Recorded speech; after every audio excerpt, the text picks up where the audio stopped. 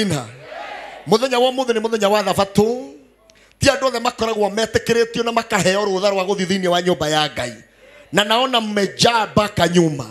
Ngai amũrathime na mwĩke wega. Ngoro yakwa nĩ njega ĩna thayũ na ina kĩrĩgĩrĩro kĩa mũciĩ wa Matuini. Amen. Basi nikukaribishe wewe unayetutazama pale kwa runinga yako, katika simu yako, unatazama ukiwa hapa nchini, na wale wako nje ya Kenya, na wale wako bali na hapa. Majina yangu ni Bishop Samuel Oburu. Bwana akubariki na kutende mambo mazuri. Unapoendelea basi kuacha comment yako pale, unapoendelea kushare na kucomment na kusubscribe.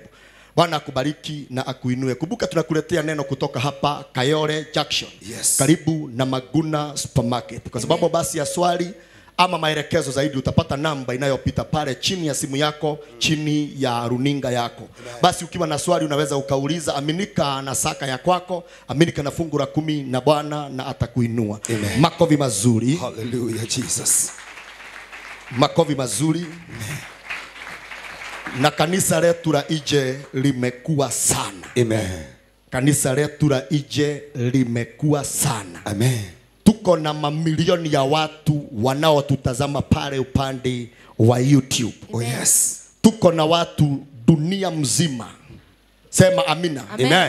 Kũndũ gũtiganĩte na gũtiganĩte. Sehemu mbalimbali. Ambao wanatupenda, wanatuheshimu na wanakubali ya kwamba tuwalee kiroho. Sema amina nzuri. Amen. Ũndũ ũcio ti wa kawaida. Hilo jambo sio la kawaida. Harĩa Ngai we mwene akinyĩtie rĩtwa rĩa kĩgongona gĩkĩ. Mahali Mungu amefikisha jina la madhabahu Kila haya. wakati napokea simu mbalimbali. Simu zingine ni za wachungaji, zingine ni watu ambao hawajaokoka, wengine ni watu ambao wakoba wanataka waokoke. Kama wiki iliyopita, nashukuru Mungu, iko mshirika wetu na labda anatutazama hapa upande wa TikTok. Oh yes. Ama pale YouTube. Hata hajawahi kanyagisha miguu yake hapa. Lakini amekuwa akitufuatilia. Oh yes. Sema amen. Amen. Wamekuwa akitufuatilia, wamekuwa wakifanya vile Mungu anasema. Yes. Na Bwana akawainua na akawabariki, wakanunua gari. Amen. Wakasema ya kwamba hili gari hatuwezi tukalitumia mpaka tulifikisha kwa madhabahu, Yes. liweze kuombewa na nabii wa Mungu. Amen. Sema amina. Amina. Wakapigia mmoja wa wachungaji, wakamuuliza tunaweza tukafika namna gani? Maana tunatamani gari la kwetu lipate ibada ya dedication. Amen. Basi pastor akawaelekeza akawaambia siku ya Wednesday tuko na ibada. Amen. Na ukumbuke hawajawahi fika hapa. Yes. Ni washirika wetu wa online. Amen. Lakini siku ya Wednesday walileta gari yao mpya kabisa. Amen. Yes. Hallelujah. Wakaiweka pale nyuma, nikazunguka, nikaiombea, nikaidedicate. Amen. Na Jehova akatangaza mambo makubwa. Amen. Sema amina. Amen. Amina. Kwa hivyo tuko na watu wengi sana wanatufuata na wako na imani na sisi. Amen. Wako na imani Na sisi. sasa. Gari ambayo nimebakisha kuombea ni yako. Amen. Uharakishe ununue gari. Amen. Uilete wapi? Hapa. Uilete hapa. Kama umeamini hiyo sema amen. Amen. Leo sitakuweka sana. Amen. Ila nimetumwa na nguvu na mamlaka. Amen. Sema amina. Amina. Na wakati mwingi kana hende ciothe rĩrĩa ndarũgama, Kila wakati ninaposimama koragwo wĩharĩirie kwarĩrio nĩ igũrũ. kuwa umejiandaa kuongeleshwa na mbingu. Tũrathimwo nĩ Ngai. Amen. Nĩ tondũ rĩrĩa ndarũgama igũrũ nĩ rĩhingũkaga. Kuwa wakati Amen. ninaposimama mbingu inafunguka. Sema amina. Amen. Ũguo niĩ ndinoka kũhunjia. Sijakuja kuhubiri. Niĩ ndoka kũratha. Nimekuja kutabiri. Tondũ niĩ ndĩ mũrathi. Hallelujah. Nabii. Sema amina. Amen. Uga amen. Amen. Na kuna mambo yako karibu kuanza kutendeka sasa hivi. Amen. Yako karibu kuanza kutendeka. Amen. Bwana Yesu asifiwe. Hallelujah. Najua ya kwamba kuna sauti nyingi sana umesikia. Amen. Wengine walitangaza wakasema hautafika. Yes. Sema amina. Amen. Wengine walitangaza wakasema hata ukiweka bidii Yes. hakuna mahali utaenda. Yes. Sema amen. Amen. Wengine waliona ya kwamba umefanikiwa na umepata mimba. Yes. Wakasema hiyo mimba haitazaliwa. Yes. Sasa nami nimetumwa Yes. niweze kutangaza ya kwamba hiyo mimba inazaliwa. Hiyo mimba inazaliwa. Hiyo mimba inazaliwa. Nasema mimba inazaliwa. Amina. Hallelujah. Huo ndio ujumbe wangu. Amen. Ya kwamba kila mimba Itazaliwa. inazaliwa. Yes. Kila Mimba. mimba Amen. inazaliwa. Zaliwa. Na ukumbuke kwamba mimba ni matumaini. Yes. Mimba ni maono. Yes. Sema amen. Amen. Mimba ni kama ndoto la kwako. Amen. Unaweza ukawa na ndoto nzuri kama ile ilionekana kwa mtu ambaye anaitwa nani? Yusufu. Yes. Wakamwambia hatukatai uko na mimba. Yes. Lakini hiyo mimba haitazaliwa huko. Father. Hiyo mimba haitazaliwa. Watu wengi wako na mimba ambao hazizai. Yes. Mimba ambao ifanye nini? Haizaliwi. Mimba hata imepitiza muda. Yes. Bwana Yesu asifiwe. Amina. Lakini ukumbuke kwamba wale watu wanakumbuka that fast. Amen. Wale wanakumbuka that fast. Amen. Sema amen. Amen. Na nishukuru Mungu sana. Yes. Maana that fast kunaye mwanadada alikuja hapa akiwa na mimba. Amen. Yes. Na alikuwa sijui amepitiza na wiki ngapi. Yes. Tukamuombea maji. Amen. Sema amina. Amina. Baada ya dakika 13 Yes. uchungu wa mtoto ukakuja. Amen. Sema amina. Amina. Yule mama akakimbizwa hospitalini. Amen. Na mtu ambao anaitwa Kema. Amen. Kufika tu Bwana akatenda. Amen. Na akafanikiwa. Amen. Na akapata mtoto vizuri. Amen. Oh, glory. Sema amen. Amina. Mimi sijakuja kuhubiri. Kama yule mwanamke alikuwa amepitiza siku. Yes. Na nilipotabiri alizaa vizuri. Aha. Haijalishi mimba ya kwako Kwa jina la Yesu. imechelewa na miaka gapi, imechelewa na siku gapi, Yeah. kila nimekuja kutangaza kila mimba inazaliwa. Kila mimba inazaliwa. Basi weka mikono yako hewani. Sema mimba ya kwangu inazaliwa. Inazaliwa. Hallelujah, Jesus. Sijui nani ameelewa hiyo. Aha. Basi nimesema kama yule mwanamke Yes. alikuwa amepitiza sijui na machuma magapi. Yes. Ungesema amina nzuri. Hey. Alikuwa amepitiza sijui na machuma magapi. Oh, Yes. yes. Sema amina. Amina. Na kawaida ya binadamu Yes. mwanamke akichelewa na kujifungua Yes. basi kuna uwezekano apoteze maisha yake. Kweli. Yes. Jehova wa connect. Amen. Jehova wa connect. Amina. Jehova wa connect. Amina. Connect hawa. My Father. Sema amen. Amen. Ukumbuke kawaida Yes. ya ubinadamu. Amen. Mwanamke akichelewa na kuzaa akipitiza muda. Yes. Sema amina. Amen. Basi yeye yuko mahali mahututi. Kweli. Na hata anapopimwa Yes. inasemekana ni emergency. Kweli. Apelekwe kabla hajaaga dunia. Yes. Ama hajapoteza mtoto wa kwake. Oh, yes. Lakini namtukuza Bwana. Yes. Maana hata kama umechelewa bado Bwana amekuhifadhi. Yes. Bado wewe na maono yako. Bado wewe uko uhai. Kila kinakojea. Kila kimebaki. Ni nabii asimame. Atabiria mimba. Nasema kuanzia leo. Yes. Oh, Father. Mimba ya kwako Amina. na izaliwe. Amina. Amen. Bwana Yesu asifiwe. Amen. Mimba Ya kwangu. na ukumbuke kwamba yule mwanamke alipopelekwa Aha. hospitalini Kweli. na ukumbuke kwamba amechelewa. Aha. Kabla daktari hawajasema ni emergency. Yes. Apelekwe theater. Amen. Jesus. Mungu wa nabii Yes. akafika mbele. Kwa jina la Yesu. Nataka nitangaze. Amen. Najua umechelewa. Yeah. Najua umechelewa. Lakini Amen. hakuna mtu atatangaza Yes. aseme ya kwamba uko mahali hatari. Kile Bwana anasema kila mimba izaliwe leo. Kila mimba.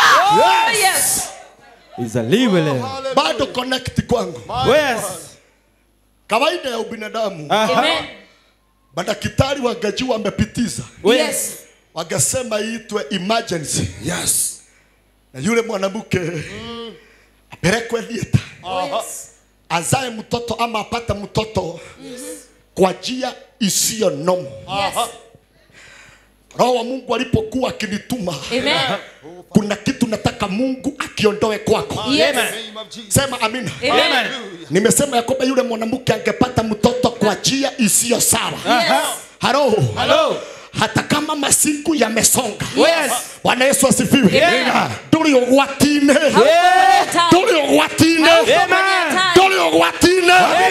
Duli ogwatine. Yes. Leo Bwana amenituma wenye mimba. Kama unahisi uko na mimba, leta hii mwezi nao. Leta hii mwezi nao. Hallelujah. Sijui nani anasika vizuri. Yule mama nilipomuombea, nakumbuka alikuwa amekaa pale. Amen. Sema amen. Amina. Na hata my sister, Yes. mkubwa wangu alikuwa. Amen. Nikasema Roho wa Mungu amepeana dakika 15. Yes. Amen. Yule mwanamke aweze kujifungua. Yes. Wakati tunaendelea na mahubiri, Amen. nilisikia sauti inasema, Yes. nabii, njia imeanza kutengenezeka. Hivyo ndivyo nimetumwa. Njia ianze kutengenezeka.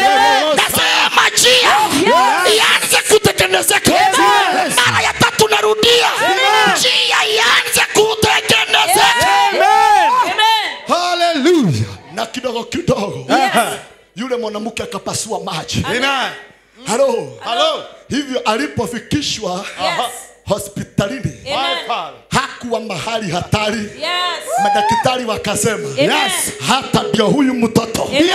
Kabla kisu hakijatayarishwa, kabla madaktari 10 hawajaitwa wampeleke theater, Mungu wa nabii akafika mbele. Hivyo ndivyo sana wako wewe mwenye imani. Kabla hawajaandaa mapanga yao, tukiza mzee kumwambia Mungu wa nabii, Mungu wa nabii afike kwa haraka. afike kwa haraka. Kabla hujapelekwa theater, Mungu wa nabii, Mungu wa nabii afike mbele. afike mbele. Oh yes. Wiki iliyopita, yule mama alinipigia simu pamoja na mume wake. Yes. Kaniambia nabii, tulipojifungua tukamaliza miezi 2, Yes. kwanza tukaenda nyumbani. Amen. Lakini tunaomba ruhusa, Yes. kama basi utatukubalisha, Amen. hata kama sisi sio washirika, Yes. tulete yule mtoto Amen. uweze kumdedicate. Yes. Father. Bwana Yesu asifiwe. Amen. Tulete mtoto uweze kumdedicate. Amen. Nikawaambia mjipange. Yes. Maana mimi niko tayari. Amen. Hivyo ndivyo nasikia sauti ya Bwana ikisema, Yes. leo uko na mimba. Amen. Lakini siku ya kesho sio mimba, ni mtoto. Leo uko na maono. Lakini siku ya kesho sio maono. Ni mambo ambayo tayari yametendeka.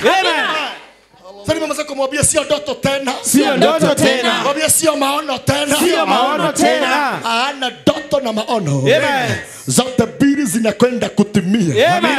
Kwa jina lake Bwana. Yes. Sijui mfalme wa kwenyu anasema nini. Sijui mfalme wa kwenyu Yes. anasema nini. Lakini kile nimetumwa nitangaze. Yes. Halo. Na kuna mtu utapata tu anatuangalia hivi, maana hata anashindwa tunaongelea kuhusu mimba gani. Sema amen. Amen.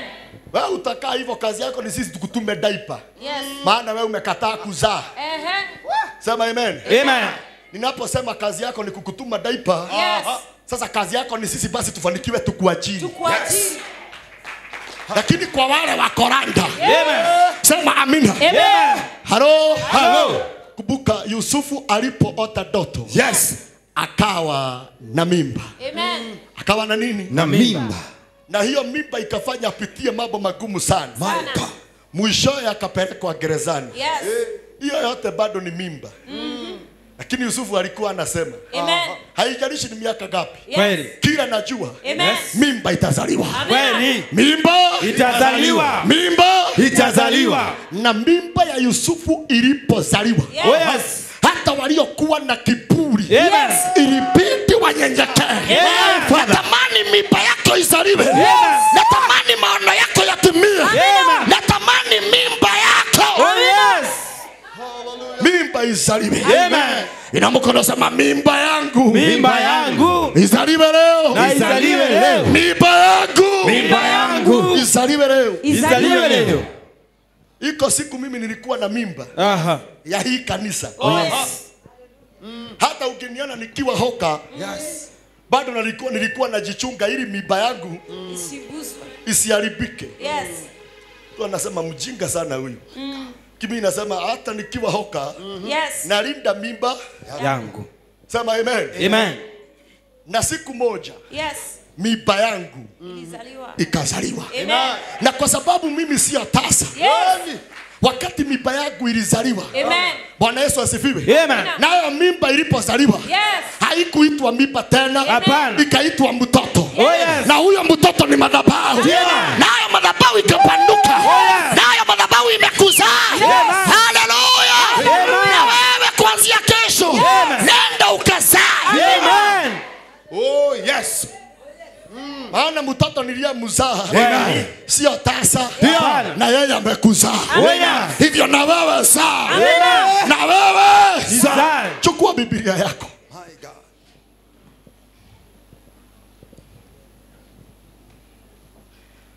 Isaya 36 mstari wa 13. Tunapoendelea kuna mlango nataka uufungue. Amen. Maana kuna nguvu za Mungu nataka zikuje kwako. Amen. Sema amina. Yeah.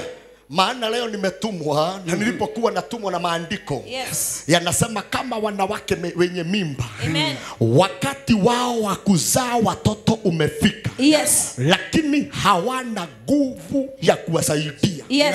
Lakini leo kama Mungu amenituma kama nabii, Yes. hizo nguvu ambao hauna Amen. unazipokea leo. Amen. Hizo nguvu walikunyang'anya, Yes. unazipokea leo. Amen. Nguvu za kupata mtoto unazipata leo. Amen. Oh, yes. Halo, Hello.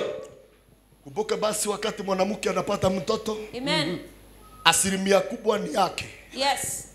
apushi mtoto. Amen. Asilimia kubwa ni yake. Hivyo basi ili mtoto azaliwe, Yes. bado imani yako inahitajika. Amen.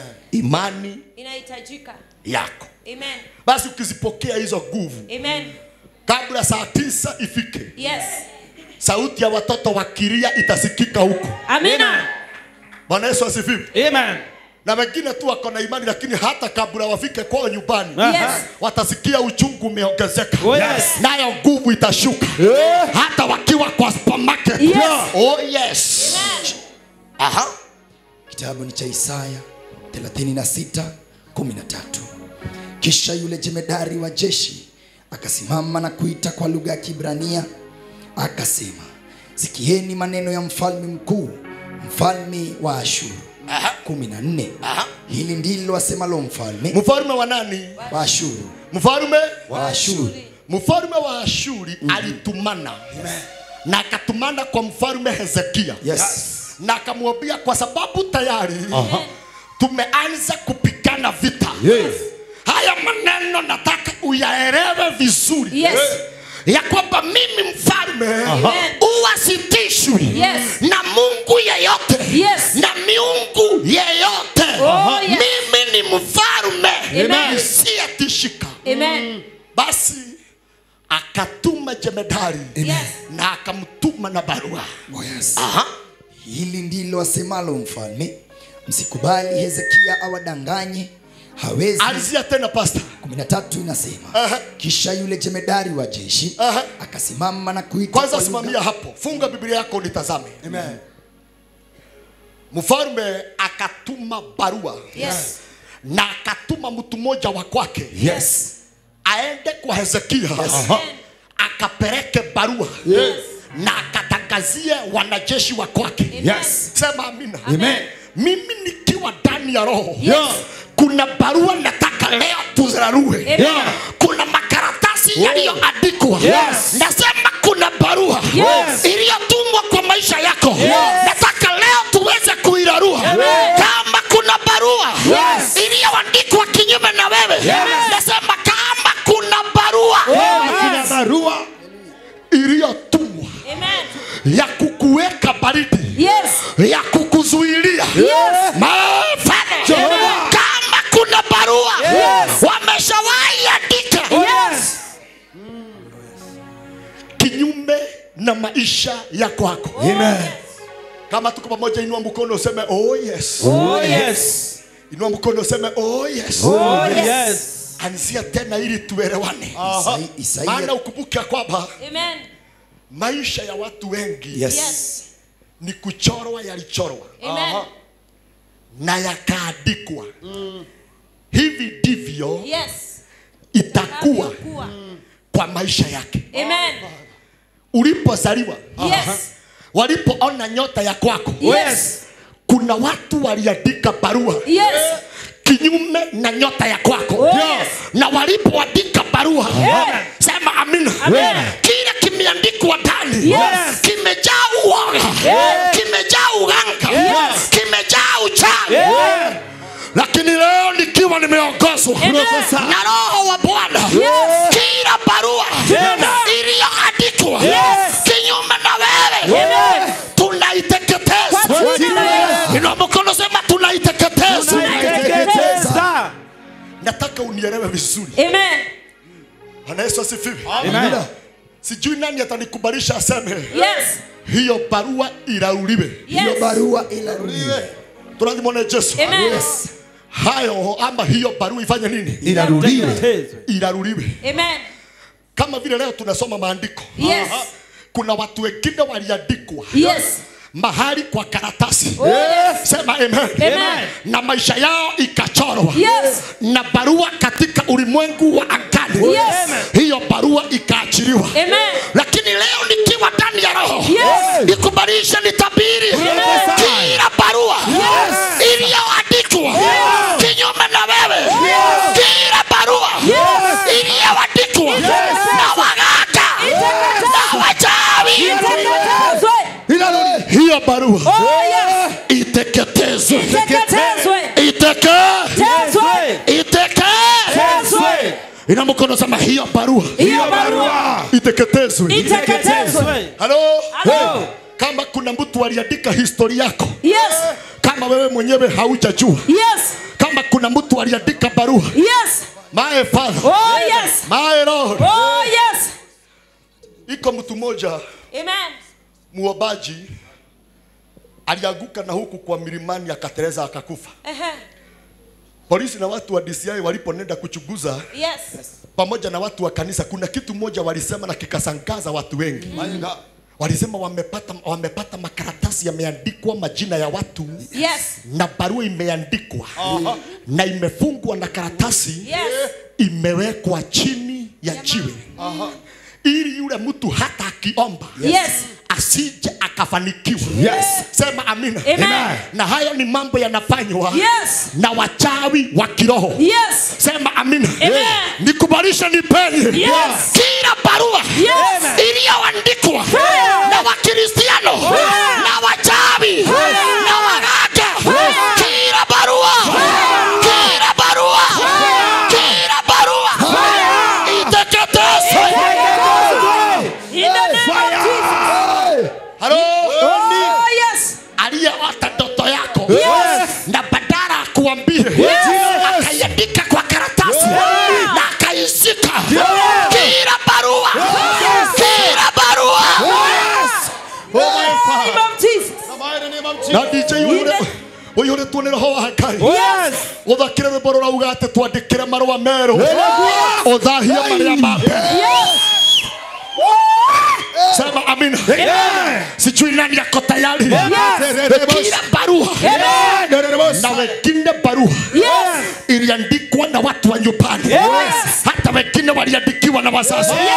Nikiwa nimejazwa Roho wa Bwana, kila barua iliyoandikwa ya kwamba utafaulu, ya kwamba utafika, ya kwamba utazaa, iteketezwe leo.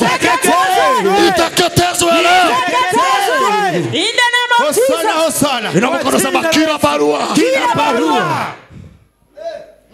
Bereni ya kuku na simu. Oh, yes. Hivyo ni barua ilikuwa inaandikwa. Inaandikwa, inatumwa. Sema amen. Amen. Na mwingine aliandikiwa na mpenzi wake. Yes. Na pale chini Yes. kuliandikwa matusi. Kabisa. Kuanzia leo Yes. usiniwahi nitafuta. Yes. Na wewe umelaaniwa. Yes. Wewe sijui umefanya nini. Wasindwe. Halo. Oh, yes. Kuna maandiko inasema hivi. Amen. Kuna wafalme walipigana na Joshua. Yes. Walipoona wameshindwa, Oh, yes. maandiko inasema wakaingia ndani ya mashimo. Yes. Bwana akasema Amina. humo ndani ndani, lazima nitawatoa hata waingie shimo kali. Father, hivyo ndivyo nimetumwa. Operation, operation, operation, operation, operation, operation. Kila shimo iliyopokea barua ya kwako, kila bahari iliyopokea barua ya kwako, oh yes, Operation. yes, kila barua iliyoandikwa kinyume na wewe na iteketeze, na iteketeze, na iteketeze,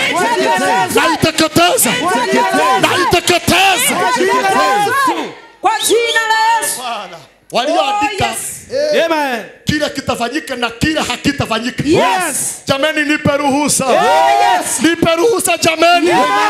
Nipe ruhusa. Maana hapa sijui kama DJ umepata wimbo. Piga makofi mazuri. Piga vizuri.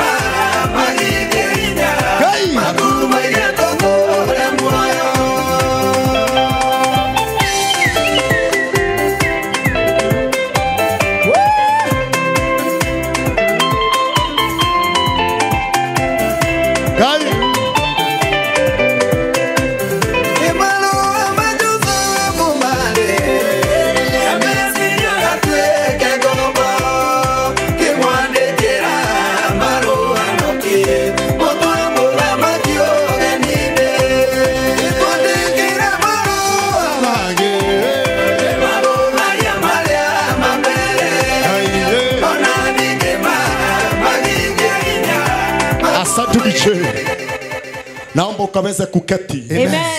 Sema amina. Amina. Na unikubalishe. Yes. Nikiwa ndani ya roho. Yes. Kila barua iliyoandikwa ya kukuharibia jina, ya kuharibu kazi yako, na kuharibu maisha yako. Nasema kila barua iliyoandikwa na waganga, iliyoandikwa na maadui, hiyo barua na iteketeze. Kila barua ya kukuinukia na iteketeze Kwa jina la Yesu. Yesu asifiwe. Amen. Maana wengine wanajitahidi sana wafanye kazi. Yes. Kumbe gaidi ingine Yes. ndio inaandika barua itumwe headquarter. Kweli. Kila barua iliyotumwa Oh yes. ya kukuchomea, Yes. ya kukuharibia, Iteketezwe. ya kukuzuilia, Iteketezwe. iteketezwe. Hata kama waliandika wakiwa 10, iteketezwe. Hata kama walikuwa 30, iteketezwe. Iteketezwe. Soma tena.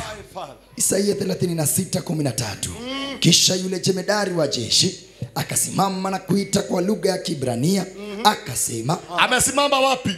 Akasimama. Amesimama wapi? Nipe sikio. Amesimama katika ufalme wa Hezekia. Na sasa barua ambayo imeandikwa na mfalme ndio nataka asome. Awauzie uoga na waonyeshe wao ni kitu bure. Kila barua iliyotumwa ya kukunyang'anya mamlaka, kila barua iliyotumwa, kila barua iliyoandikwa ya kukunyang'anya nguvu, na iteketeze. Na ukumbuke maandiko inasema kila kitakataliwa hapa hata biguni Kimekataliwa. kila kitafungiwa hapa hata biguni Kimefungwa. Akasimama akasema, sikieni maneno ya mfalme mkuu. Sikizeni nini? Maneno ya mfalme. Hata anajiongezea jina. Sikizeni maneno ya mfalme mkuu. mfalme wa Ashuru. Mfalme Wa Ashuri. mfalme Wa Ashuri. wa Ashuri. 14. Hili ndilo asemalo mfalme, Sikia, msikubali Hezekia awadanganye. sikia, msikubali. Hezekia wadanganya. Sasa ananena na akina nani? Maaskari wa nani? Wa mfalme Hezekia. Yeah. Msikubali mfalme wenyu Awadanganye. awadanganye. Aha. Hawezi kuwaokoa. Hawezi. Kuwaokoa. Aha. 15. Ehe. Msikubali Hezekia Ehe. awashawishi kumtumainia Bwana. Sikia.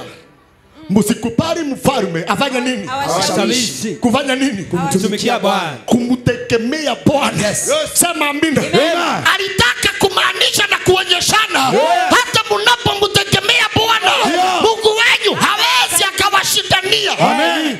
Halo. Hello. Kuna kitu nataka tukubaliane nayo. Ya kwamba sisi hatuwezi tukamtegemea mfalme. Lakini tuko na uwezo wa kumtegemea Jehova Mungu. Maana wengine wakishindwa yeye hajawahi shindwa. Wengine wakiondoka yeye hajawahi ondoka. Ina mikono sema mimi kwangu nitamtegemea Jehova. Nitamtegemea Jehova. Aha. Msikubali Hezekia awadanganye, hawezi kuwaokoa. 15. Msikubali Hezekia awashawishi kumtumainia Bwana na kuwaambia hakika Bwana atauokoa mji huu, hautaangukia mikononi mwa mfalme wa Ashuru. 16. Na wale wanasomewa barua ni wazee wa kanisa. Kando ya kuwa walikuwa makomando, hata kama walikuwa wanajeshi, walikuwa watu wanaomtegemea Bwana. Maana mfalme jina lake Hezekia alikuwa mfalme umcha Mungu. Amen. Hivyo hata katika ufalme wake ulijaa watu wa mcha Mungu. Sasa sikia vile wameambiwa. Msikubali kutegemea mfalme. Na hata anapowaambia mumtegemee Jehova, msikubali. Maana hata huyo Mungu wenu akiingilia, hata akifanya nini? Hata ingilia. Sema amen. Aha. Bwana atatuokoa, mji huu hautaangukia mikononi mwa mfalme wa Ashuri. 16. Msimsikilize Hezekia. Hili ndilo mfalme wa Ashuri asemalo. Fanyeni amani nami na mje kwangu. Sikia, fanyeni nini? Amani nami. Fanyeni amani na mimi. Msije mkamtegemea Mungu wenu. Maana hata Mungu wenu jina lake ni Jehova. Hawezi akawatoa kwa mikono yako mfalme. Kuna kitu nataka nitangaze yasiyowezekana kwa William Samoei Ruto, yanawezekana kwa Jehova. Yasiyowezekana kwa serikali ya Kenya yanawezekana kwa Jehova Mungu. Sasa Luka 27.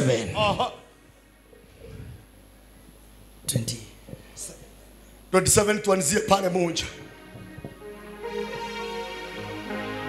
Isaia 27 kuanzia mstari wa kwanza. Katika siku ile Bwana ataadhibu kwa upanga wake, upanga wake mkali, mkubwa na wenye nguvu. Ni wora. Okoroga wengi. Bwana ulikuwa unasoma wapi? Ulikuwa unasoma 36. Sasa unaenda 37. Isaiah 37. Yes. Isaya 37 kuanzia moja. Mfalme Hezekia aliposikia haya, Mfalme Hezekia aliposikia haya, vile mfalme ameandika maneno ya kiupuzi na maneno ya madharau. Oh yes. akararua nguo zake na kuvaa nguo ya gunia, naye akaenda katika hekalu la Bwana. Kuna kitu kinanifurahisha. Hata kama vita imechacha. Sema amina. Mfalme Hezekia kuna siri anajua ya kwamba hata kama wanasema nitashindwa, kuna siri ndani ya madhabahu. Kuna siri ndani ya madhabahu. Kuna siri ndani ya madhabahu. Aliposikia vile kumeandikwa, andiko inasema akakwenda kwa madhabahu. Kama vile wewe umekuja kwa madhabahu, kama vile wewe umefika kwa madhabahu. Sasa sikia ushindi wa madhabahu. Mstari wa pili. Akawatuma Eliakimu msimamizi wa nyumba ya mfalme, Shebna mwandishi na viongozi wa makuhani, wote wakiwa wamevaa nguo za magunia, waende kwa nabii Isaya. Waende wapi? Kwa nabii Isaya. Kile kinanifurahisha. Hata kama wametangaza tunashindwa. Kuna mambo mawili tunajua. Ya kwamba sisi tuko na madhabahu. Na sisi tuko na nabii. Hata wakishikana mikono. Hata wakiwa ni wachawi. Sisi tuko na madhabahu. Na tuko na nabii wa Bwana. Na tuko na nabii wa Bwana. Waende kwa nabii Isaya mwana wa Amozi. Mstari ni 3.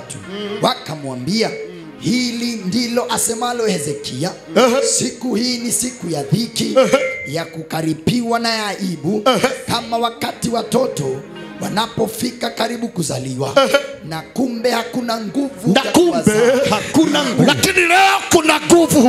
Leo kuna nguvu. Leo kuna nguvu. Alizia tena mstari wa 3. 3 inasema, wakamwambia, hili ndilo asemalo Hezekia. Kuna mambo nataka tuyageuze. Kuna mambo nataka tuyageuze. Amen. Bwana Yesu asifiwe. Amina. Kama kwao walitangaza inaitwa nini? Walitangaza giza. Sisi tunatangaza mwanga. Sema amina. Kumbuka ya kwamba mfalme na yeye ameandika barua. Hiyo barua iende isomewe nabii. Hivyo kazi ya nabii ni kugeuza mambo. Maana jambo la kwanza mfalme Hezekia hapa panaonekana alikubali kununua uoga. Hivyo hata barua akiandika aliandika akiwa amenunua uoga. Na ndipo sasa barua inasomwa mbele ya nabii. Anaambia nabii nini? Hili ndilo asemalo Hezekia, siku hii ni siku ya dhiki. Siku hii ni siku ya dhiki. Kwanza fikisha hapo. Sema amina. Nimesema leo ni siku ya kugeuza. Nasema ni siku ya kugeuza. Hivyo basi kama uko pamoja na mimi, kama kwa kiroho tunapelekana, kuna mambo ya dhiki nataka tuyabadilisha. Kuna mambo ya dhiki. Mambo ya dhiki. Tuyageuze. Yawe mambo. Yawe mambo. Yawe mambo ya furaha. Wakati mwingine sisi ufika kwa manabii tukiwa tumekata kauli exactly. Kweli. Sijui kama utanielewa. Hata kama tunafika kwa nabii atusaidie, ni kama tayari tumekubali kushindwa. Kweli. Maana wengine wanafika wakiwa tasa, lakini wanafika na wanaambia nabii, mimi siwezi nikazaa. Na sasa basi ameenda kwa nabii kufanya nini? Hawa walienda kwa nabii kufanya nini? Kwa nini mfalme amekubali kununua uoga? Baka sasa anatabiri. Anasema ya kwamba leo ni siku ya dhiki. Naye nabii aliposikia yale, akiwa ameongozwa na Roho wa Bwana, akasema kama vile mfalme umeandika ya kwamba leo ni siku ya dhiki, nami kama nabii hayo nimegeuza. Na unaona leo kuna mambo nageuza. Unaona leo kuna mambo nageuza. Kwa jina la Yesu. Aliyetangaziwa dhiki, mimi natangaza faraja. Amen. Natangaza faraja. Amen. Aliyetangaza dhiki, mimi natangaza faraja. Usifike kwa nabii tayari ukiwa umekata kauli na maamuzi ya kwako. Unafika lakini uko tayari na maamuzi. Sasa umeendea ushauri mgani? Naye nabii akiingilia, anasema yasiyowezekana kwa mfalme wenu, kwa Jehova inawezekana. Kwa Jehova yanawezekana. Yanawezekana. Wacha tupenye kidogo. Kama tuko pamoja. Kila dhiki iliyotumwa na barua, kila dhiki iliyotumwa wajani, nasema kila dhiki.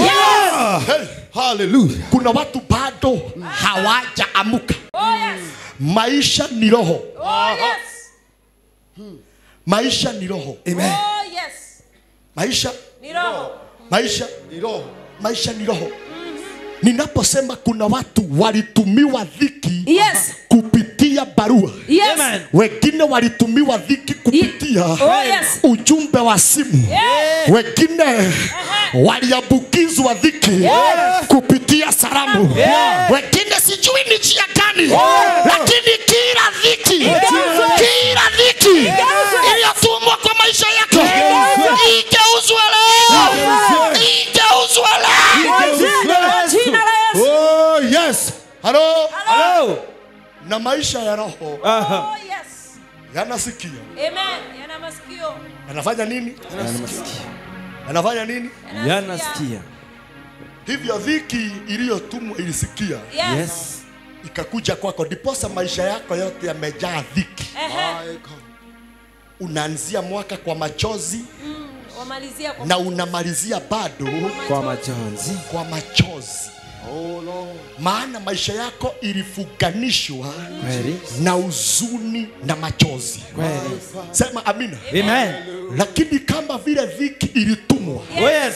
mimi nataka niing'oe na oh my father, Hallelujah. na Jehova aachilie faraja. Achilia. Nasema kila dhiki iliyotumwa na mtu wa nyumbani, kila dhiki iliyotumwa na manabii wa Baali, kila dhiki iliachiliwa kwako na iambulisha maisha ya dhiki yahame sasa. Maisha ya dhiki Sasa.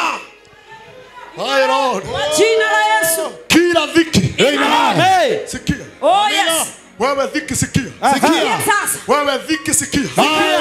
Ninakuamrisha maisha ya dhiki, maisha ya machozi, ninakuapisha kwa jina la Yesu.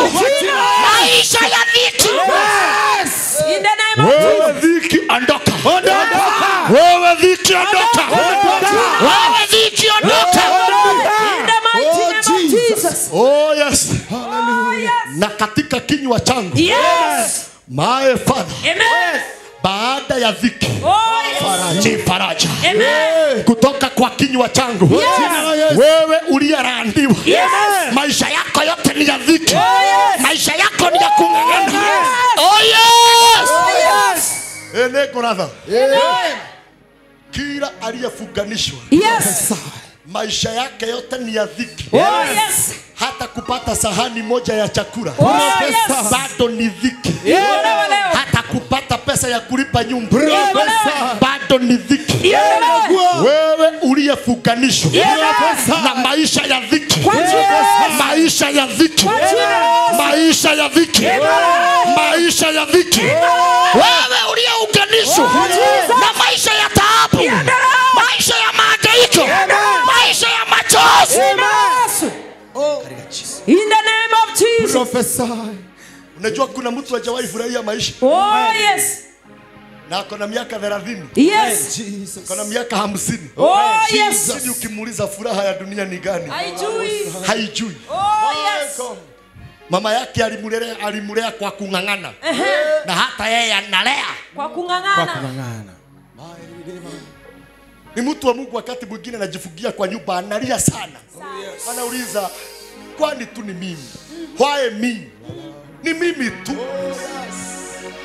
Kila lile najaribu, kwani nilirogwa na nani? Yes. Maisha yake yote ni ya dhiki. Yes. Sema amina. Amen. Lakini leo ndani ya kinywa cha nabii Amen. kuna mambo makubwa Yes. yanakwenda kutendeka. Amina. Wewe uliyepitia Yes. kwa maisha magumu sana, Yes. kuanzia leo Bwana kurehemu. Amina. Pokea faraja. Amina. Pokea faraja. Oh, yes. Hawezi ukawa ulikuja kwa Yesu Oh yes. lakini bado ni kama haujaokoka. Amen. Maana anasema jaoni kwangu Amen. mliobebezwa na mliolemewa, Yes. Mizigo mizito. maana nitawapumzisha. Yes. Kuna watu wameokoka lakini bado Yes. hawajapumzishwa. Oh, yes. Kuna watu wameokoka vizuri Yes. lakini bado wamebebezwa. Mizigo mizito. Bwana Yesu asifiwe. Amen. Ukumbuke kwamba haya Yes. mambo yote yamefika kwa mfalme Yes. na tayari yamefika Amen. kwa nabii. Oh, yes. Nabii akasikia vile mfalme anasema soma. Yes. Hili ndilo asemalo Hezekia. Aha. Siku hii ni siku ya dhiki, ya kukaribia. Nami leo naibatiza Yes. ya kwamba ni siku ya faraja. Ibada ya leo, siku ya leo kwako ni siku ya faraja. Piga kelele. Yeah. Siku ya faraja, siku Ya faraja. siku ya faraja. Aha. ya kukaribiwa na aibu, kama Ya wakati kufanya nini? ya kukaribiwa na aibu. Nitazame. Amen. Sema amina. Amen. Si ibada ya leo. Yes. Wingu la tatu lifunguke. Maisha ya aibu yafika mwisho. Kama umechoka na maisha ya aibu, weka mikono yako jamani. Sema kuanzia leo, maisha ya aibu, maisha ya aibu nimeyakataa. Nimeyakataa. Kwa jina La Yesu. Oh, yes. ka bado ni barua. Aha. Oh, yes. Mfalme aliandika akasema ya kwamba Aha. leo ni siku iliyochaguliwa Kweli. Oh, yes. ya aibu. Yes. Sema amina. Amen. Nami natangaza kuanzia leo Amen. aibu ya maisha yako Amina. ifike mwisho. Amina. Aibu yoyote Yes. ifike mwisho. Amina. Aibu yoyote Yes.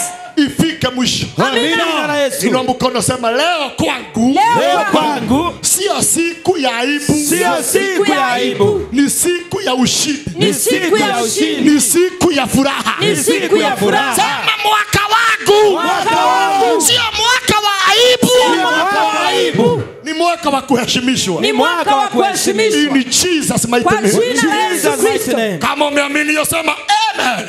Amen. Bwana ametupa nguvu, Na mamlaka. nguvu. Na Na mamlaka. mamlaka. Soma tena. Hili ndilo asemalo Hezekia. Siku hii ni siku ya dhiki, ya kukaribiwa na ya aibu, kama wakati watoto wanapofika karibu kuzaliwa, na kumbe hakuna nguvu ya kuwazaa. Hakuna Nguvu ya kuwazaa. mfalme, ni yeye ameandika hakuna nguvu. Aha. Tunaelewana? Yes. Na haya mambo yote yanaposomwa, Yes. nabii Isaya amenyamaza.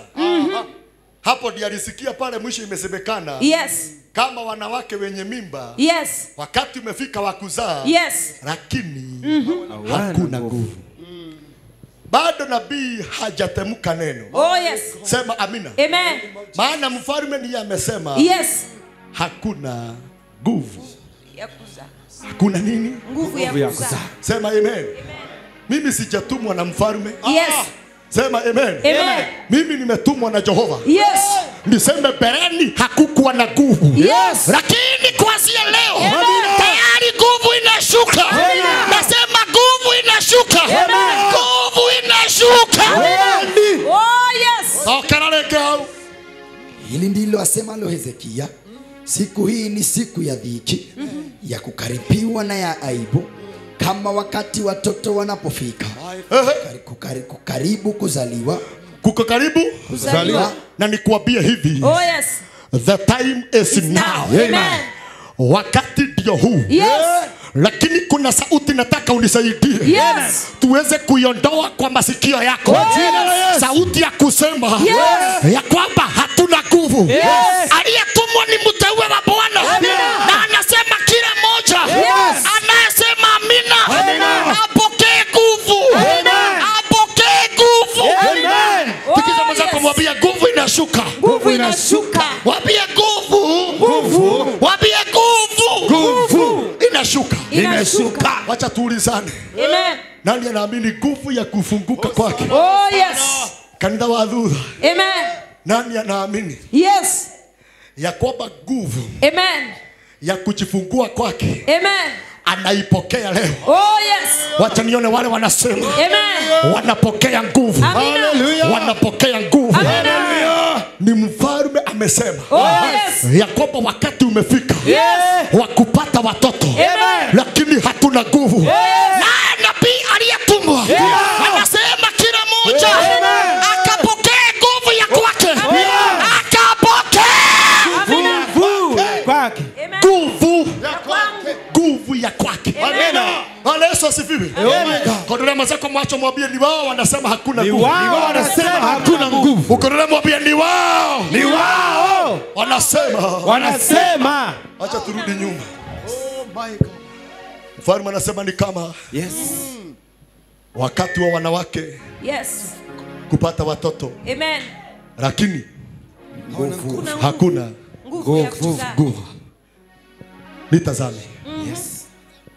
Sijui kwako kama unahisi saa ndio hii. Oh, yes. Ile mimba umekuwa nayo kwa miaka mingi Yes. Oh, yes. izaliwe leo. Amen. Sijui kama kwako una connect pamoja na mimi. Yes. Wewe unayenitazama ukiwa bahari. Amen. Bwana Yesu asifiwe. Amen. Sijui kama kwako Yes. unakubaliana pamoja na mimi Amen. ya kwamba saa ndio hii. Yes. Amen. Saa Ndio hii. saa Ndio hii. saa ndio hii. Yes. Paka anapeana mfano anasema kama wanawake Yes. wenye mimba wamelea mimba Kweli. muda wa miezi 9. Hebu nitazame, sijui kama unaona hii uchungu. Mwanamke amelea mimba Yes. miezi 9. 9. Lakini wakati ukifika wake wa kujifungua Yes. inasemekana hakuna nguvu. Bwana Yesu asifiwe. Amen. Na kama vile tulisema ya kwamba Yes. yule mwanamke akikosa nguvu, Yes. basi kuna uwezekano yeye pamoja na mtoto wake Kwa hatarini. yuko mahali mahututi. Sema amina. Amen. Hata kwa maandiko Yes. kuna mtu mmoja wa Mungu Amen. alipoteza mke wake Yes. wakati wa kuzaa. Maana alifika mahali Yes. akakosa nguvu. Oh yes. Sema amina. Amen. Natangaza nikiwa na mafuta ya Bwana. Yes. Hakuna mtu anapotea. Hakuna maono inapotea. Hakuna mtoto anapotea. Kwa jina la Yesu. Unaposema amina, unapokea nguvu. Unaposema amen, Oh yes. unapokea nguvu. Amen. Haitakuwa kwako Amen. ule mimba Yes. miezi 9 Oh yes. wakati wa kuzaa ukose nguvu. Amen. Bwana Yesu asifiwe. Amen. Father. Na iko wengi. Oh yes. Oh, yes. Okay, Rabbi. Bye, bye. Okay, okay, okay. Salute. Bye, bye, over. Okay. Bye, bye, bye. Bye, bye, bye, bye. Uh-huh.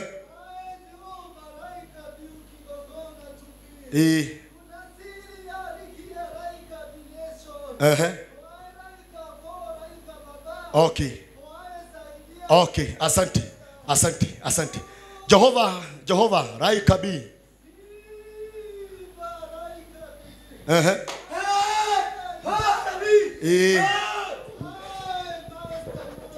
Raini yake. Okay, okay. Order. Sema amina. Amen. Roho wa Mungu ananena. Yes. Maana kuna watu bado hawajajua. Yes. Saa imefika. Yes. Saa imefika. Amen. Saa imefika. Amen. Basi nikubalishe. Yes. Kama vile naagizwa Yes. na Roho wa Bwana. Yes. Basi nifungue wingu la kwanza. Wingu la pili. Wingu la tatu. Yes. Na wewe basi ambao moyo wako hauna shaka. Saa ya kufunguka. Saa ya kufunguka. Saa Oh yes. ya kufunguka. Amen. Sikia. Oh yes. Na Bwana anasema ya kwamba kuna watu tayari bado hawaja connect na mimba za kwao. Ni mimba kubwa. Sema amina. Kama vile ninaagizwa na Roho wa Bwana na wakati wako wa kujifungua tayari umefika. Ninaomba nguvu. Ninaomba nguvu. Ninaomba nguvu. Kuna mtu bado hajashika. Oh yes. Wacha nione mwenye anasema ni saa. Mwenye anasema ni saa. Mwenye anasema ni saa. Saa yake ya kufunguka. Saa yake ya kufunguka. Kama vile Roho wa Bwana anasema. Nami natangaza kila mimba izaliwe. Amina. Kila mimba izaliwe. Kila mimba. Oh yes. Hallelujah. Hallelujah. Saa ndio hii. Amina. Saa Ndio hii. ndio hii. Amen. Bwana Yesu asifiwe. Amina. Ni wao walisema hauna nguvu. Yes. Si ulikubalisha nitabiri kwa anga yako. Maana leo unazipokea. Amina. Kama ni nguvu unapokea. Amina. Kama ni nguvu Napokea. wao ndio walisema. Yes. Oh yes. Oh yes. Wao ndio walisema. Oh yes. Ya kwamba hatuna nguvu ya kufanya nini? Ya kujifungua. Hatuna nguvu ya kujifungua. Yes. Barua inasomwa nabii akiwa amenyamaza. Yes. Sema amina. Amen. Wanasema ya kwamba leo ni siku Yes. yetu ya aibu. Yes. Tunakaa kama wanawake wenye Yes. mimba. Wakati umefika wa kujifungua. Lakini hatuna nguvu. Nabii akiwa amenyamaza. Alipoanza kunena akasema saa ya Bwana. Saa ya Bwana. Saa ya Bwana. Amina. Imefika. Amen. Ili kila moja akapate Amen. kujifungua. Amen. Rudia pale tulikuwa kabla tumalize. Isaia 37 kuanzia mstari wa 3.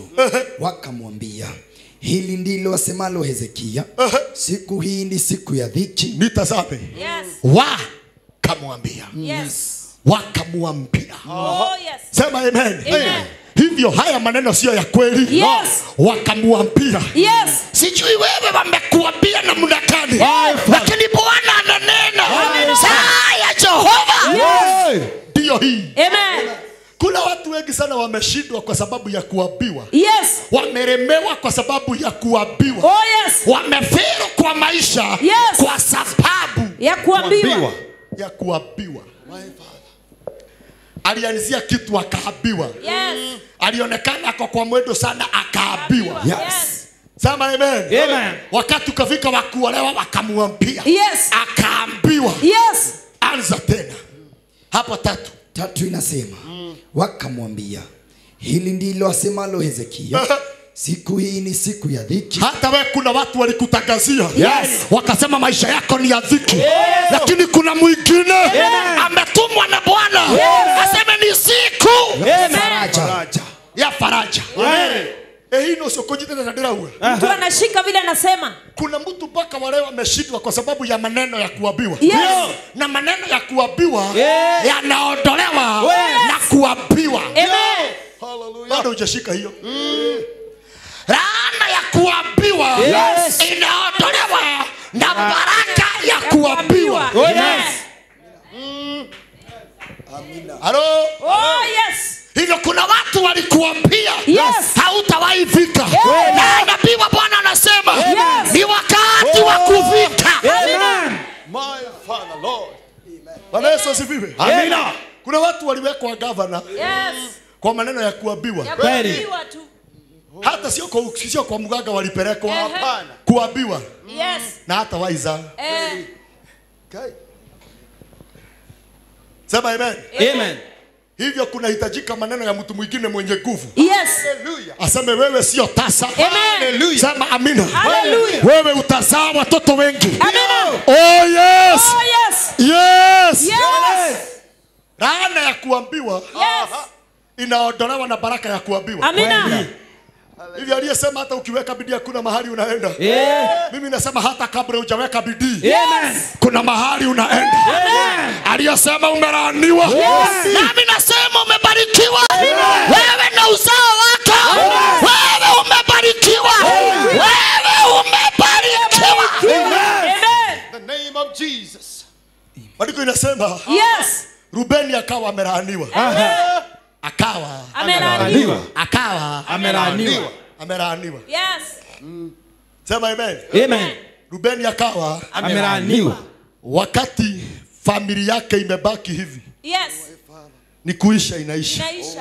Musa kabla hajazeeka Yes. kasema Yes. naika Hallelujah. muherega wa Rubeni ni unakuwa tuna mwe Watu waishi hai. kati Hallelujah. juu ya kichwa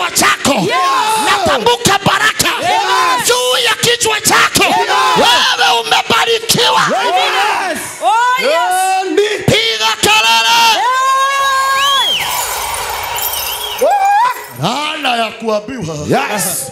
inaondolewa na baraka Ya kuambiwa. na baraka Ya kuambiwa. walionena kinyume na wewe. Nimetumwa na Roho wa Bwana. Naona ukifika.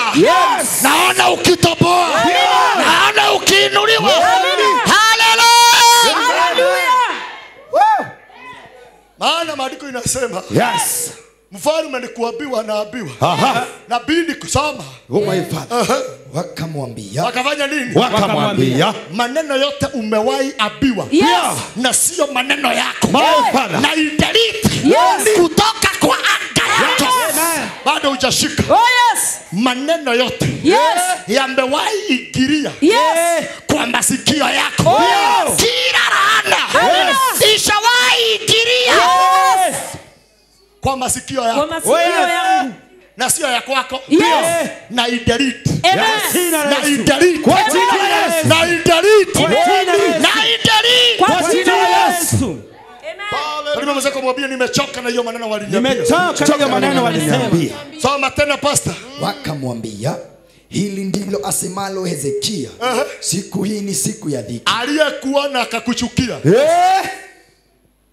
Ukipita tu kwa barabara. Akasema ulaaniwe. Pamoja na kizazi chako.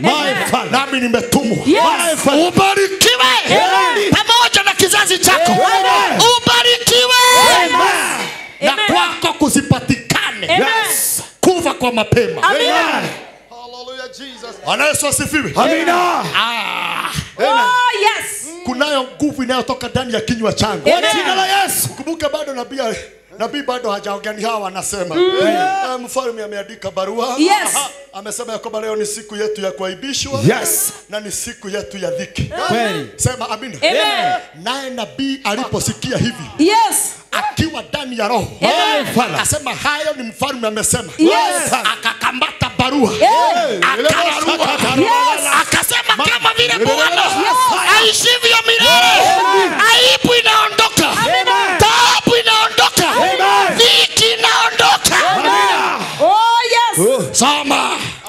Tatu inasema, wakamwambia, hili ndilo asemalo Hezekia, siku hii ni siku ya dhiki, ya kukaripiwa na ya aibu. Na ya nini? Na ya aibu. Na ukumbuka siku ya dhiki na aibu tumeondoa.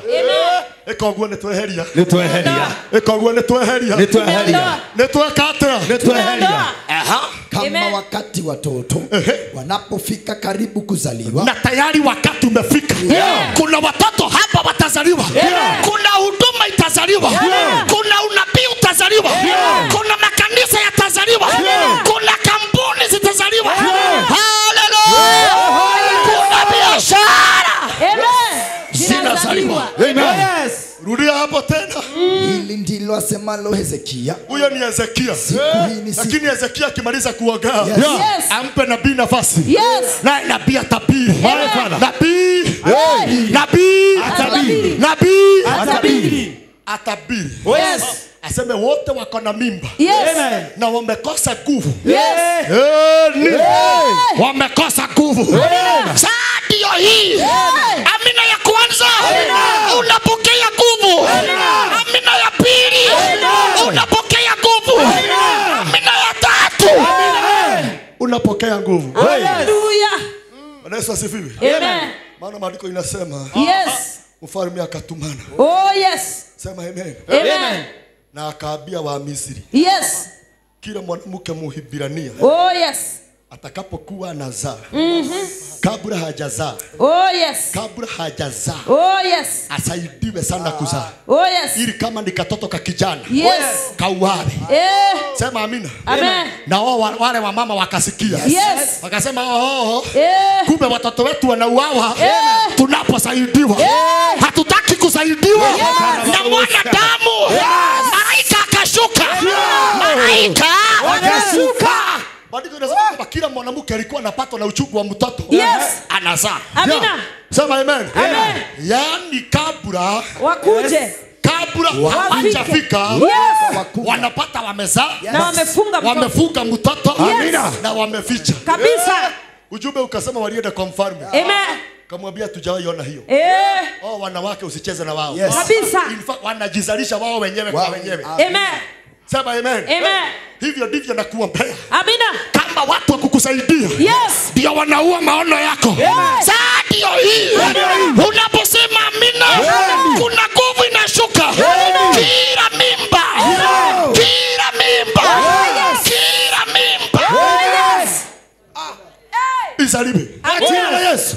Kama mimba yako ni unabii. Yes. Uanze kunena na lugha ukiwa kwa kitanda. Amina. My Father. Amina. Kama wewe ni mtume. Yes. Wote ukipeleka ujumbe. Amina. Kama wewe ni mwana biashara. Yes. Milango ya biashara Amina. ifunguke na ipanuke. In the name of Jesus. Kwa jina la Yesu. Bwana Yesu asifiwe. Amina. Tikiza mwenzako mwambie ndio kuigua hida tarehe leo. Na hizi muda ndio huu. Mwambie uchungu unakuja. Uchungu unakuja. Uchungu unafanya nini? Unakuja. Jamani msukume kidogo. Mwambie uchungu unakuja. Maana saa ndio hii. Hello. Hello. Na nikuambie. Yes. Hapa kuna mimba. Yes. Zinazaliwa. Amen. Naona kampuni inazaliwa. Naona familia inazaliwa. Naona biashara inazaliwa. Oh yes. Kuna nyota Zinazaliwa. kuna nyota Zinazaliwa. kuna nyota Zinazaliwa. zinazaliwa. Amina. Hey, sugua mimba yako. Sema amen. Amen. Sugua mimba yako. Na kuna mtu wako hapa. Oh yes. Kuna unabii unakwenda kutimia. Amina. Ya kwamba nyinyi nitawainua na niwabariki. Yes. Hamutakuwa watu wa kukopa. Amina. Mtakuwa watu wa Watu wa kukopania. kukopesha. Unaposema amina, hiyo mimba inazaliwa. Hiyo mimba inazaliwa. Hiyo mimba inazaliwa. Hiyo mimba inazaliwa. Ndio. Hey. Nikwambia hivi. Yes. Inazaliwa. Baba. Mimba hazifanani. Hapana. Mimba. Hazifanani. Mimba. Hazifanani. Hivyo kuna mwingine mimba yake ni wakati inazaliwa. Yes. Na hiyo mimba imebeba unabii. Yes. Ya kwamba mimi sio mtu wa kukopa. Amina. Ni mtu wa kukopania. Amina. Kuna mimba ingine inazaliwa. Yes. Ya kwamba mimi Jehova nitapanua na nibariki kazi ya mikono yako. Hiyo mimba ya mambo makubwa inazaliwa. Hiyo mimba ya maono inazaliwa. Mimba ya kuenda ng'ambo inazaliwa. Yesu. Hey. Mimba Amen. zizaliwe. Amen. Mimba Zizaliwe. acha nione mwenye anasema hana nguvu. Amina. Tukoigateo leo. Tukufukuze saa hii. Acha nione mwenye anasema hana nguvu. My Lord. Acha nione mtu anasema ya kwamba nguvu inashuka. Amen. Amina, amina. Inashuka. Amen. Nguvu inafanya nini? Inashuka. Kuna mwingine kabiashara kaka ni kadogo. Yes. Lakini unaona kesho akifungua. Amen. Oh yes. Oh yes. Kuna nyota itazaliwa. Amen. Kuna nyota Itazaliwa. Edo dhome. Oh yes. Hili ndilo asemalo Hezekia. Siku hii ni siku ya dhiki, ya kukaribiwa na ya aibu. Kama wakati watoto wanapofika karibu kuzaliwa, na kumbe hakuna nguvu ya kuwazaa. Na kumbe hakuna, Nguvu ya kuwazaa. lakini hapa kuna nguvu. Yes.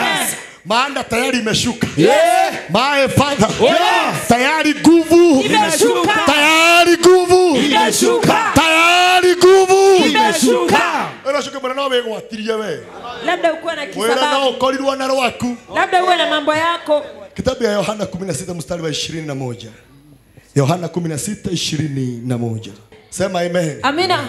Maana wengine wakiwa kwa barabara Yes. wanasikia ai na ni kama saa Imefika. imefika. Ni kama saa Imefika. saa Imefika. imefika. Yes. Mwingine akiwa kwa bafu Yes. asikie saa Imefika. mwingine ni wakati radio linataka kuvuka nyumba. Yes. Asikie yeye ati yako igua. Saa Imefika. saa ikifika Haizuiliki. wezi ukazuilika. Oh yes. Saa ikifanya nini? Ikifika. Saa ikifika. Amen. Saa Ikifika. saa ikifika. Mtoto anaanza kutoa indicator. Anasema saa ndio hii. Ni hii ndio weka ati. Wakati wa kutoka. Bolisha ni nene ndani ya roho. Oh yes. Unaona hiyo maono iliyozuiliwa kwa muda mrefu. Oh yes. Bwana aipe mwanya. Amina. Bwana aipe nafasi. Amen. Na hiyo maono izaliwe. Amina. Hiyo ndoto ya miaka mingi Yes. ulioota ukiwa mdogo Amen. na ijawahi timia. Yes. Bwana aipe nafasi. Amina. Bwana aipe moyo. Amina. Hiyo ndoto ikatimie. Amina. Nasema hiyo ndoto Ikatimie. itimie. Amen. Mariko mugaga ati undu uria mutanyo ngeikara muno ni urehagira ngoro thina. Oh yes. Sema amen. Amen. Kubadilisha ni kunene. Yes. Na mihomo ya moyo. Na pumzi ya uzima. Hiyo kitu umegojea kwa miaka mingi. Amen. Naomba Mungu aingilie kati. Amina. Kabla siku 7 Yes. hiyo kitu kizaliwe. Amina. Wewe ulioota ukiwa umeenda ng'ambo. Yes. Ukaota ukiwa mtu mkubwa. Amen. Ukaota watoto wako wakiwa wamesoma. Yes. Ukaota ukiwa askari. Amina. Ukaota ukiwa umefanya harusi. Yes. Si Bwana tu apatie hiyo maono nafasi. Amina. Si Jehova aipatie mwanya. Amen. Na itimie. Oh yes. Kile kinafanya ni mtukuze Bwana. Yes. Hata kama walikuweka ndani ya gereza. Yes. Ndoto bado itatafuta mwanya. Amen. Maono bado Itatafuta yatatafuta mwanya. Amen. Na bado yatatimia. Amina. Sema amen. Amen.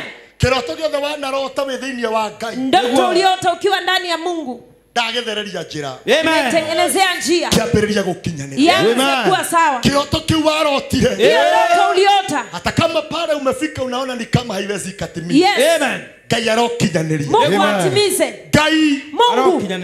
jate warotire gĩkoinamĩrĩra. Hiyo yote ambayo uliona inakuinamia. Ngai arotũme ĩkoinamĩrĩra. Mungu asababisha ikuinamie. Agwĩre kĩroto kĩu. Na nikwambie hiyo ndoto. Na kĩoneki kĩu. Na hiyo maono. Ti kũrĩ andũ othe. Si kwa watu wote. Acha. Hapana. Ti kũrĩ andũ othe. Si kwa watu wote. No wothe ũĩ kĩrĩa gerire. Kini ule anajua kila alichokujia. Ithuĩ tũrĩ kanitha wa wĩtĩkio. Sisi tuko katika kanisa la imani. Muthee nĩ ũraigua. Ithuĩ twĩkĩ. Tuko kanisa la imani. Kanitha wa wĩtĩkio. Ta mũnene wa ikoro nĩjigwe kana yanyitwo na ndĩrauga. Ithuĩ twĩkĩ. Kanitha ya wĩtĩkio. Kanitha. Kanisa la imani. Thomera maandĩko macio. Aha tũthiĩ. Mwanamke Yohana 16:21. Aha. Mwanamke anapokuwa na uchungu wa kuzaa, Mwanamke anapokuwa na uchungu wa kuzaa huwa na maumivu. huwa na maumivu. Kuna watu wamekuwa na maisha magumu sana. Wamekuwa na maisha ya mateso. Lakini Bwana ameniambia niwatabirie. Haya mambo yote wameona. Ni wakati wa kuzaa. Wakati wa kuzaa. Wakati Wa kuzaa. wa kuongezeka. Aha. Anapokuwa na uchungu wa kuzaa, huwa na maumivu. Na failo yetu iko karibu kujazwa. Amen. Hivyo kama bado uko nje. Hakikisha basi umefanya nini? Umeconnect. Hakikisha Umeingia ndani. nimeanza kuona signal sasa. Tuko karibu kufanya nini? Kumaliza. Kumaliza. Hivyo kama bado kuna kitu umeelewa, kubali kufanya nini? Kujiunganisha. Kubali Jiunganisha. kujiunganisha. Mwanamke anapokuwa na uchungu wa kuzaa, Aha. huwa na maumivu. Huwa na maumivu Kwa sababu saa yake imewadia. Salimia watu watatu waambie pokea saa yako. Pokea saa yako. Waambie saa yako ndio hii. Saa yako ndio hii. Nasema salimia watu watatu jamani. Kutii ni bora kuliko kutoa dhabihu. Salimia watu watatu. Yes. Waambie ni saa yako. Tangaza ni saa yako. Ni saa yako. Ni saa ya kuzaa. Saa ya kuongezeka. Saa ya kuzaa. Saa ya kuzaa. Oh yes. Kwa sababu saa yake Yake. Kumbe kuna saa yako. Kumbe Kuna saa yangu. kumbe Kuna saa yangu. kumbe Kuna saa yangu. na uchunge sana mwenzako asichukue nini? Saa yangu. Leo shuka niko kuehoga muno. Najilinda sana nawe. Mwera niko kuehoga muno. Utajichunga na wewe sana. Ndo mwera niko kuehoga muno. Utajichunga sana na wewe. Mwera rege niko kuehoga muno. Najilinda nawe sana. Sani yake ama ni yako? yangu. We sani yake ama ni yako? Ni yangu. Eh? Ni yangu. Sani yako ama ni yake? Ni yangu. Wacha nione mtu anasema sani yake. Yes. Sani yake. Amen. Asanti saa Ni yangu. saa Yangu. saa Yangu. rudia hapo tena pastor. mwanamke anapokuwa na uchungu wa kuzaa mwanamke anapokuwa na uchungu wa kuzaa huwa na maumivu kwa sababu saa yake imewadia. Saa yake Imewadia. Saa yake hivyo ndivyo natangaza. Saa yako imewadia. Saa yako imewadia. Nasema saa yako Imewadia. Amen.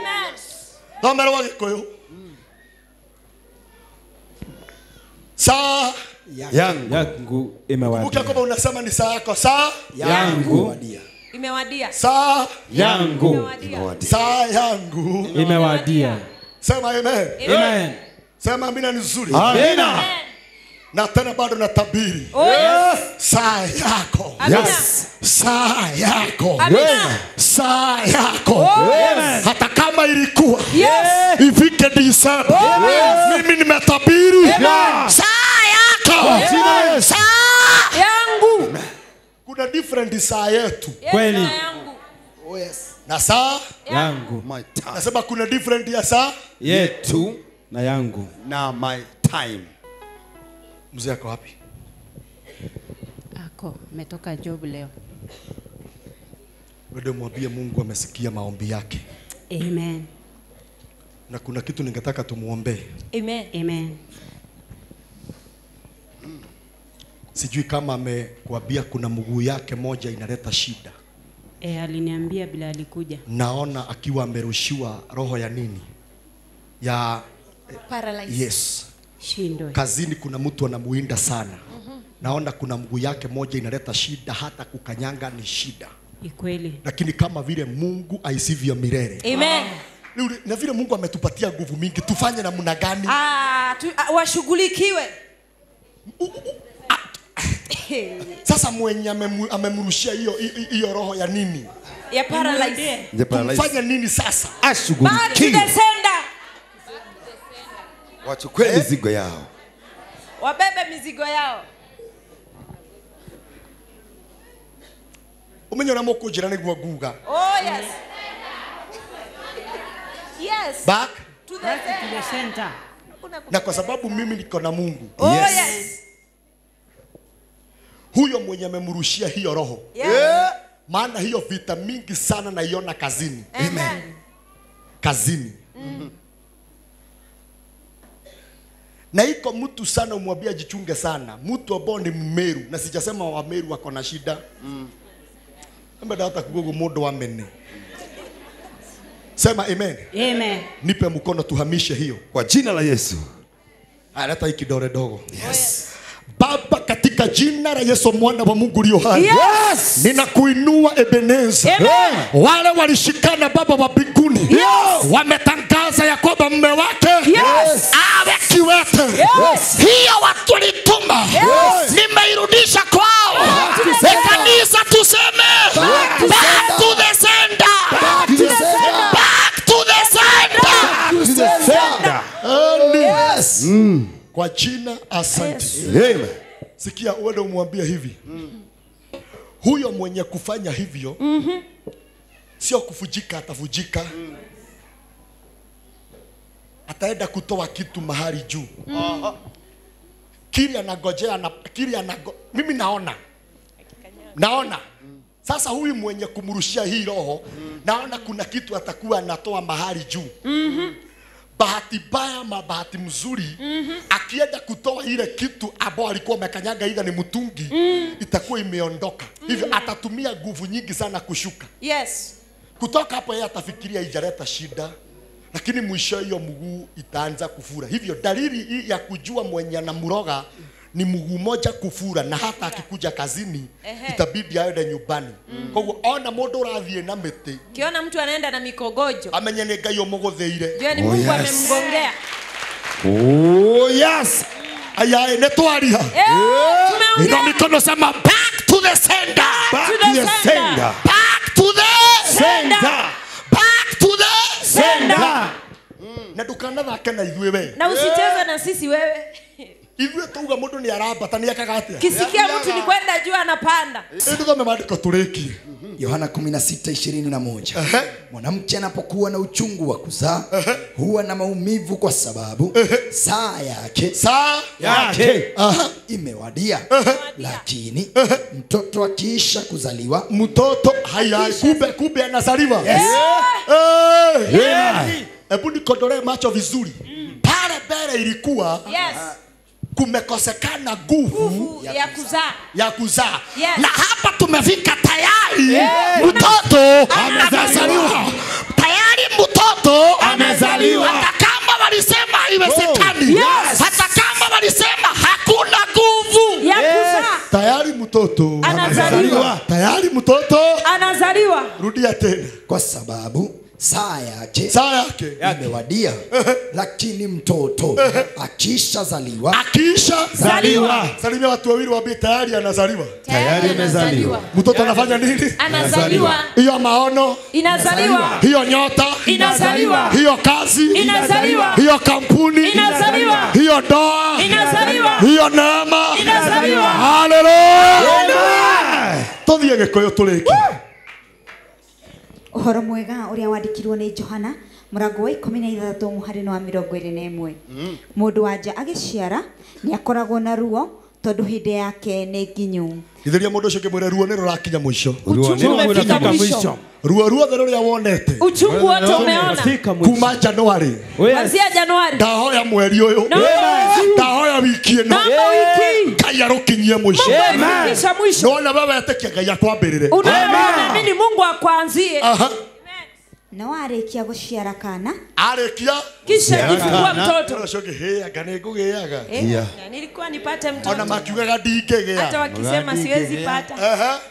Na warikia guciara kana akariganirwo ni ruo ni undu wa gikeno ni gukorwo kana kau ni gaciarwo guku. Taigui akariganirwo. Anasahau ni undu na uchungu kwa ajili wa gikeno. Kwa ajili ya furaha. Thutha wa ruo ronene ru wonete. Zaidi ya uchungu ambao umeupata. Ngai akurihe na wega. Mungu akulipe na wema. Ngai akuhe gikeno. Mungu akupe furaha. Maithori maciorerete.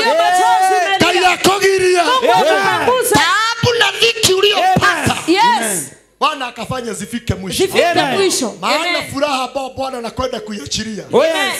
Sema amen. Amen. Itafanya usahau. Yes. Na dhiki. Na uchungu. Yes. Na taabu na mahangaiko yote. Amen. Wetumba nawe. Wewe tulikuwa na wewe. Merikafu ine ya kiroho. Amina. Nawe nawe takio. Nawe nawe takio. Nawe nawe takio. Otukawa Moses. Kana gashiaro. Hivi kia kuanzia kesho. Baraka. Izaliwe. Furaha. Izaliwe. Mambo makubwa. Yazaliwe. Amina. Nayo uchungu. Amen. Ifike mwisho. Amina. Naro neno litaendelea. Amen. Najua Bwana anatengeneza njia. Wenye mimba waombe. Anatengeneza njia kwa ajili. Wenye mimba waombe. Najua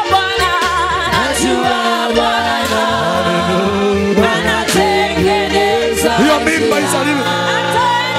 Hiyo mimba izaliwe. Anatengeneza njia kwa ajili yangu. Najua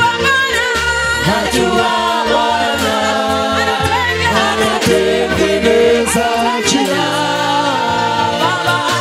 Anatengeneza njia. Hiyo mimba izaliwe. Hiyo mimba izaliwe. Anatengeneza njia. Anatengeneza njia kwa ajili yangu. Ninafahamu vyema. Najua Bwana anatengeneza njia. Anatengeneza maisha yangu. Asante. Asante. Baba, katika jina la Yesu Kristo mwana wa Mungu, Amen. tunakushukuru kwa ajili ya neno lako. Amen. Hauwezi Baba wa mbinguni ukalituma likurejee hivyo bure. Amen. Kama vile Baba wa mbinguni umenena na kanisa lako. Amen. Na ukasema Ebeneza. Amen. Ya kwamba kila barua ambao tumezipokea, Amen, za kutuvunja moyo, Amen, za kutupoteza nguvu, Amen, za kutukandamiza, Amen, zinakwenda kulauliwa na kuteketezwa. Amen, kwa jina la Yesu mwana wa Mungu. Amina. Na umesema Ebeneza, yes, kuna mambo makubwa unakwenda kuyafanya. Amen. Hata kama tumelea mimba kwa miezi mingi na miaka mingi, bila mafanikio, kupitia neno lako uliloweka ndani ya kinywa cha nabii, Amina, kila mimba inakwenda kuzaliwa. Amina. Inakwenda kuzaliwa. Inakwenda kuzaliwa. Inakwenda kuzaliwa ndani mwetu. Oh, yes. Hakuna utasa tena. Amen. Tufanikiwe, tuongezeke na tuinuliwe na wewe. Amen. Kwa jina la Baba na la Mwana Amen. Roho Mtakatifu, neno lako Amen. likatuweke uhuru. Amen. Makofi mazuri kwa neno la Bwana.